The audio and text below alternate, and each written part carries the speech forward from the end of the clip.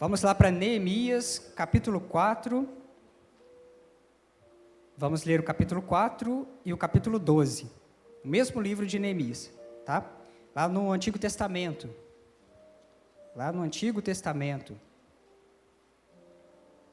Vamos ler o capítulo 4, do versículo 1 até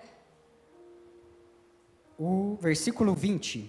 Nos diz assim a palavra do Senhor. E sucedeu que, ouvindo Sambalate, que edificávamos o muro, ardeu em ira, se indignou muito e escarneceu dos judeus. E falou na presença de seus irmãos e do exército de Samaria e disse: que fazem estes fracos judeus? Permitir-se-lhes-á isso? Sacrificarão? Acabá-lo-ão num só dia? Vivificarão os montões de pó e as pedras que foram queimadas? Estava com ele Tobias, o amonita, e disse: ainda que edifique, vindo uma raposa derrubará facilmente o seu muro de pedra. Ouve, ó nosso Deus, agora aqui é Neemias falando, tá? Ouve, ó nosso Deus, que somos tão desprezados, e cai o seu opróbrio sobre a sua cabeça, e faze com que sejam um despojo numa terra de cativeiro. E não cubras a sua iniquidade, e não se risque diante de ti o seu pecado, pois que te irritam defronte os edificadores. Assim edificamos o muro, e todo o muro se cerrou até a metade, porque o coração do povo se inclinava a trabalhar. Assim, edificamos o muro, e todo o muro se cerrou até a metade, porque o coração do povo se inclinava a trabalhar. E sucedeu que, ouvindo Sambalate e Tobias, e os arábios, e os amonitas, e os asdonitas, que tanto iam crescendo a reparação dos muros de Jerusalém, e que já as roturas começavam a tapar, iraram-se sobremodo, e ligaram-se entre si todos para virem atacar Jerusalém, e para os desviarem do seu intento. Porém nós oramos ao nosso Deus, e pusemos uma guarda contra eles, de dia e de noite, por causa deles. Então disse Judá: já desfaleceram as forças dos acarretadores, e o pó é muito, e nós não podemos edificar o muro. Disseram, porém, os nossos inimigos: nada saberão disso, nem verão, até que entremos no meio deles e os matemos. Assim faremos cessar a obra. E sucedeu que, vindo os judeus que habitavam entre eles, 10 vezes nos disseram que de todos os lugares tornavam a nós. Pelo que pus guardas em todos os lugares baixos, por detrás do muro e nos altos. E pus o povo pelas suas famílias, com suas espadas, com as suas lanças e com seus arcos. E olhei e levantei-me e disse aos nobres, aos magistrados e ao resto do povo: não temais, lembrai-vos do Senhor grande e terrível, pelejai pelos vossos irmãos, os vossos filhos, as vossas mulheres e as vossas casas. E sucedeu que, ouvindo os nossos inimigos, que já o sabíamos, e que Deus tinha dissipado o conselho deles, todos voltamos ao muro, cada um à sua obra. E sucedeu que, desde aquele dia, metade dos meus moços trabalhava na obra, e a outra metade deles tinha lanças, escudos, arcos e as couraças, e os chefes estavam por detrás de toda a casa de Judá. Os que edificavam o muro, e os que traziam as cargas, e os que carregavam, cada um com uma mão fazia a obra, e na outra tinha as armas. E os edificadores, cada um trazia a sua espada cingida nos lombos, e edificavam. E o que tocava a trombeta estava junto comigo. E disse eu aos nobres, e aos magistrados, e ao resto do povo: grande e extensa é a obra, e nós estamos apartados do muro, longe uns dos outros. No lugar onde ouvirdes o som da buzina, ali vos ajunteis conosco. O nosso Deus pelejará por nós. Capítulo 12 agora. Apenas o versículo 27 e o versículo 43, que diz assim: e na dedicação dos muros de Jerusalém, buscaram os levitas de todos os seus lugares para os trazerem, a fim de fazerem a dedicação com alegria, louvores, canto, saltério, alaúdes e harpas. E o 43 nos diz assim: e sacrificaram no mesmo dia grandes sacrifícios, e se alegraram, porque Deus os alegrara com grande alegria, e até as mulheres e os meninos se alegraram, de modo que a alegria de Jerusalém se ouviu até de longe. Antes que eu possa entrar neste contexto do livro de Neemias, eu gostaria de fazer com você uma retrospectiva a respeito deste tempo a qual Neemias se encontra. Nós vemos que o rei Salomão foi um rei poderoso, um rei muito forte, e a sabedoria dele, a grandeza do seu reinado, chegou longe na sua fama. Muitas pessoas ouviram da sua fama, alianças foram feitas, e nós sabemos que grande foi o reinado deste homem de Deus. Porém, após a morte de Salomão, houve uma divisão do reino. Uma parte do reino de Israel se dividiu e se tornou ali, se intitulou o Reino do Norte, o Reino de Israel, com a capital inicialmente em Siquém e depois em Samaria. E depois nós vemos também a outra parte do reino, o Reino Sul, com a capital em Jerusalém, onde estava o templo construído por Salomão. E ali naquele lugar, o Reino do Sul, eles então tinham um templo, preservaram ali a adoração no templo. Porém, dado um certo tempo, nós percebemos que as pessoas do Reino do Norte, eles iam para Jerusalém para adorar, porque a casa de Deus estava situada em Jerusalém, no Reino do Sul. E aquelas pessoas do Reino do Norte, o rei principalmente, ele temeu, e ele ficou preocupado com aquele problema, porque os seus servos, os seus súditos, os seus vassalos, eles estavam saindo para adorar o Deus vivo em Jerusalém, no Reino do Sul. Isso poderia, de certa forma, fazer com que aquelas pessoas abandonassem o seu governo e se revoltassem contra ele. Então, ele sugeriu uma forma de adoração para aquelas pessoas. Ele construiu um bezerro de ouro, ele renovou os centros de adoração antigos e colocou um bezerro de ouro.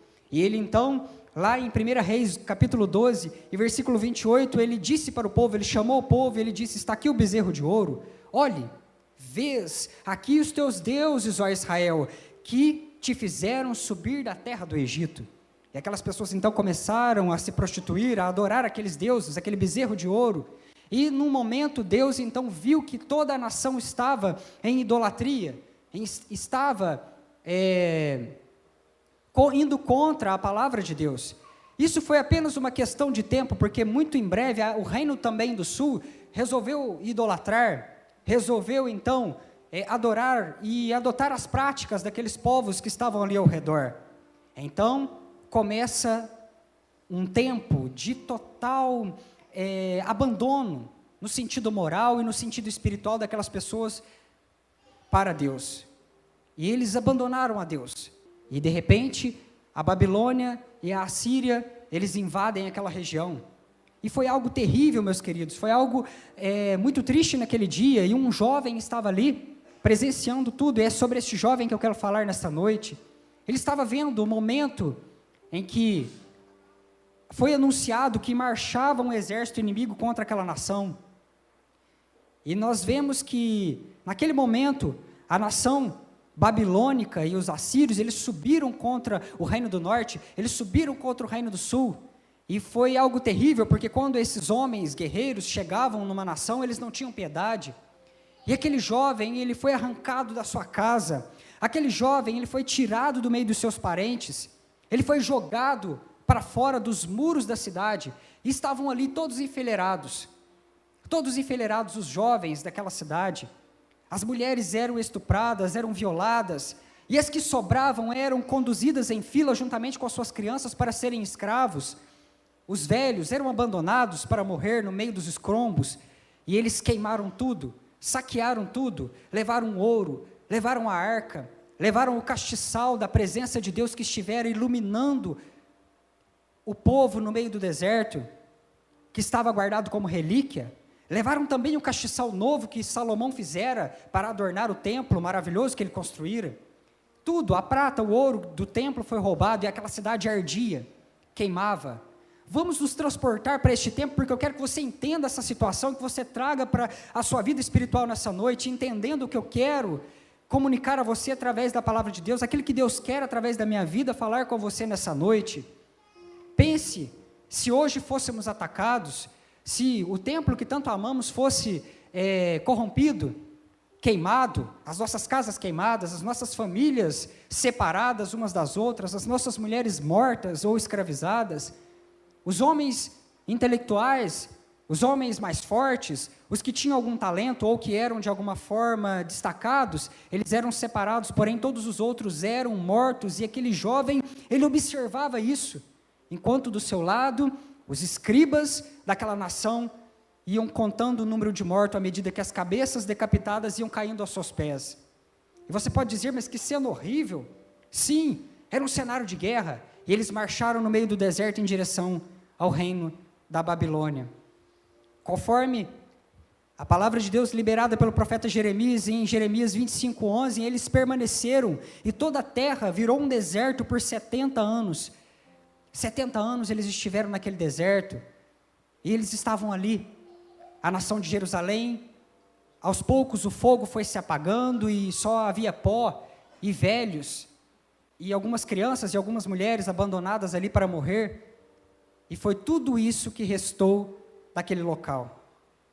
Num dado momento, porém, ali naquela nação inimiga, um homem chamado Zorobabel, ele se levanta juntamente com Esdras, e eles vão, e eles juntam ali uma caravana de pessoas, eles vão para Jerusalém, e eles começam ali a ajudar os irmãos que estavam em Jerusalém, que foram assolados pela guerra, que perderam suas famílias, que perderam suas mulheres, que perderam os seus parentes e os seus conhecidos, e eles estavam ali. E naquele momento, então, Zorobabel, ele ergue o templo novamente.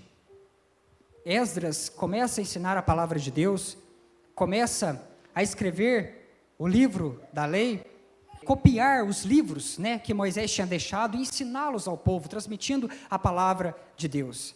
Então, uma chama nasceu no coração daquelas pessoas, chamada esperança.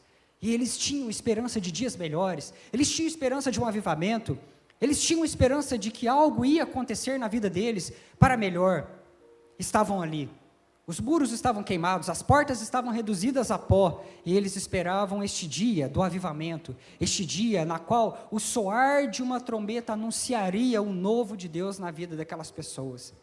E nesse momento que eu chego a este contexto do livro de Neemias, e aí voltamos na história desse jovem que estava ali vendo a sua cidade ser queimada, os tesouros sendo levados. Este jovem, Neemias, também foi um dos cativos. Ele sobreviveu. O rei achou graça diante daquele rapaz e o levou para uma terra estranha, para uma terra a qual ele não conhecia. E ali ele trabalhou e ele serviu aquele rei. E ele foi ganhando a confiança naquele lugar, e num certo momento ele se tornou o copeiro daquele rei. E ele ministrava diante do rei o vinho, e ele trazia ali o vinho do rei, e ele provava. Você sabe melhor que eu, que um copeiro, ele prova toda a comida real antes que o rei possa se apropriar dela. E ele estava ali servindo o rei. Um certo dia ele estava passeando no mercado, eu estou agora imaginando essa história, e de repente Neemias ele encontra com um dos seus descendentes vindo lá de Judá, vindo lá de Jerusalém, e ele disse para ele: que bom ver você, como estão os nossos irmãos lá em Jerusalém? Como estão? Eu fiquei sabendo que Zorobabel foi, que ele construiu novamente o templo, e que as pessoas estão agora adorando ao Senhor. E ele olha nos olhos daquele rapaz, e ele diz para ele: olha, Neemias, as pessoas estão lá realmente, mas elas estão reduzidas na miséria, na pobreza, na destruição. Os muros de Jerusalém, que outrora foram a nossa fortaleza, que foram o símbolo da nossa força, estão reduzidos e caídos no chão. As portas estão queimadas, e é um cenário de guerra. Por todo lado nós vemos ali somente um cenário terrível, um cenário de guerra, de tristeza. Então, Neemias, ele volta para o palácio. Os muros ainda estavam em ruínas, os portões estavam queimados, e os que lá estavam em miséria e desprezo. Então, Neemias volta para o palácio para servir o rei, e naquele momento ele não estava mais feliz, e Neemias ele servia com felicidade aquele rei, mas naquele dia ele estava triste, entristecido, com o seu semblante caído. E então o rei olha para ele e fala: Neemias, você não é dessa forma, rapaz. Sempre que eu conheço você, você tem me servido com alegria, você tem me servido jubiloso de coração. Neemias olha para ele e diz: como eu poderia estar feliz? Os meus descendentes estão reduzidos na miséria e no desprezo. E o rei então disse: o que pode ser feito a esse respeito? E Neemias disse: então, eu gostaria que o rei me liberasse para que eu pudesse ir até Jerusalém, para que eu pudesse reerguer aqueles muros que estão caídos, aqueles muros que são importantes, que são uma proteção, uma fortaleza, uma característica muito importante para aquela cidade, que é força, que é proteção. E então o rei abençoou a Neemias e disse: vá, leve madeira, leve provisão, e então reconstrua esses muros. Então, Neemias parte, e Neemias vai, e nós vimos na palavra de Deus que ali naquele local já existia um templo, já tinha, antes, e Zorobabel já tinha reerguido este templo, um templo na qual estava vazio, a arca da aliança não estava mais ali, a presença de Deus não estava ali, a Shekinah fora roubada, fora levada, existia ali um povo vazio, um povo triste, olhando ao seu redor, um cenário de miséria e de tristeza. E onde isso tudo se encaixa neste dia para nós, trazendo como aplicação para as nossas vidas?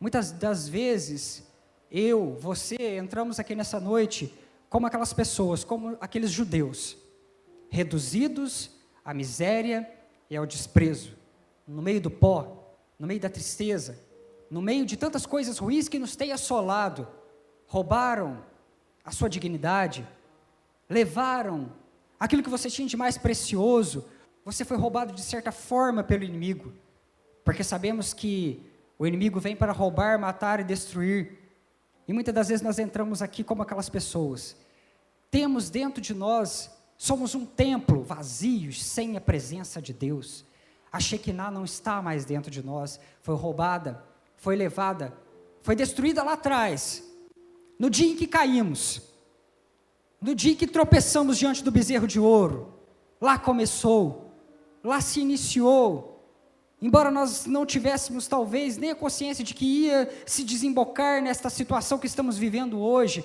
mas nós estamos aqui, e nós viemos até aqui nessa noite, e nós não podemos fugir dessa realidade, a qual nós nos encontramos, mas eu tenho uma boa notícia para te dar nessa noite, o socorro foi liberado da parte de Deus, o socorro ele foi liberado, está chegando o Neemias da parte de Deus. Quem é este Neemias? Ele é um Espírito Santo de Deus que está aqui nessa noite.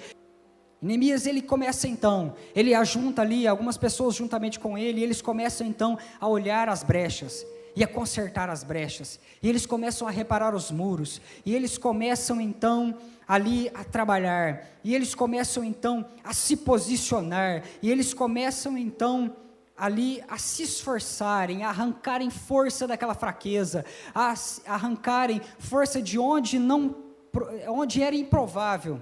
E observe que aquelas pessoas, aqueles moços, eles trabalhavam em algo interessante, é que nós olhamos e nós vemos que alguns deles trabalhavam enquanto outros vigiavam, contendo nas suas mãos lanças e arcos.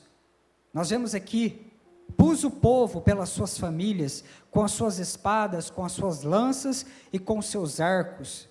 E eles estavam ali, enquanto uns trabalhavam, outros estavam ali na posição com as suas armas. Enquanto uns iam trabalhando, edificando os muros, outros iam ali guardando a cidade. Enquanto uns iam se fortalecendo, outros estavam ali na brecha, ali em oração, ali intercedendo, jejuando em favor daquelas pessoas que estavam trabalhando e erguendo os muros. E assim começou. Aquele homem, Neemias, começou a construir a cidade, e houve grande alegria no meio daquele povo, porque eles estavam novamente levantando as muralhas, levantando a fortaleza, se fortalecendo na presença do Senhor. Aleluia! E aí, então, começam os pequenos problemas. Nós vemos aqui que a palavra de Deus, no capítulo 4 de Neemias, nos diz assim: e sucedeu que, ouvindo Sambalate, que edificávamos o muro, ardeu em ira, se indignou muito e escarneceu dos judeus. Os inimigos se levantaram, A partir do momento em que aquelas pessoas se armaram, a partir do momento em que aquelas pessoas se posicionaram lutando e usando as armaduras espirituais, o inimigo se levantou. Que armaduras são essas? Que armaduras são essas, Isaías, que aquele povo usava? Naquele dia eles usavam lanças, escudos, mas eu quero que você olhe também para aquilo que Deus quer falar espiritualmente à sua vida. Efésios, capítulo 6, do versículo 13 ao 18, nos falam de armaduras espirituais que estão à disposição do cristão. E essa passagem bíblica, ela nos refere e ela nos orienta a cingir os lombos com a verdade, a vestir a couraça da justiça, a calçar-se com o evangelho da paz, e usar o escudo da fé para apagar os dardos inflamados do maligno, usar o capacete da salvação, usar a espada do Espírito, que é a palavra de Deus, ou seja, vencer os desafios pela fé.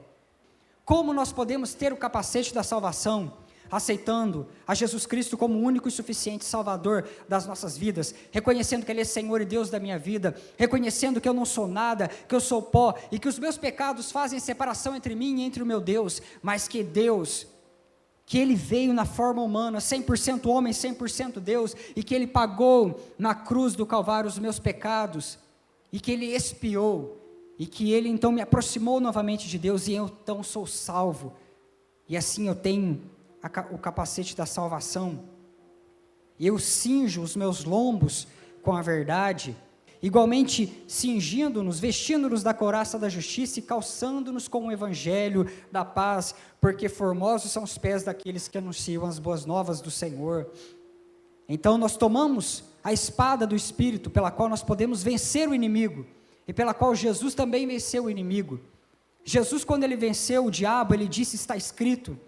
Está escrito, porque chegando ao conhecimento desta verdade, você irá ter a luz do Espírito Santo, que irá revelar à sua vida aquilo que você deve se afastar, como você deve caminhar, como você deve proceder na presença de Deus. E nós temos também o escudo da fé. É pela fé, meus queridos, que você apaga os dardos inflamados do maligno. Observe que nas guerras, os soldados eles iam armados com seus escudos, e aqueles escudos protegiam eles ali daquelas chuvas, daquelas flechas. Muitas das vezes aquelas flechadas elas vinham incendiadas, cheias de fogo, e aquele escudo servia não somente para proteger, mas também para abater ali e apagar aquele fogo, a fim de que não viesse a incendiar.